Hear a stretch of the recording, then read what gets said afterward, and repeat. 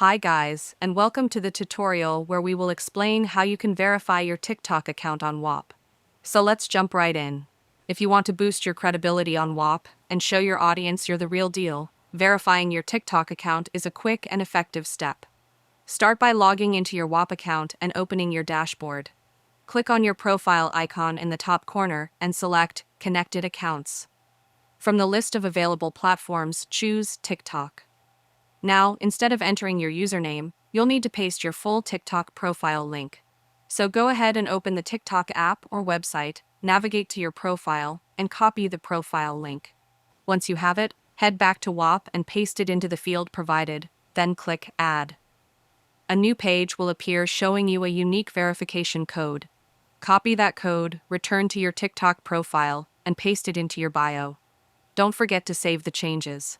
After that, go back to Whop and click the Verify button.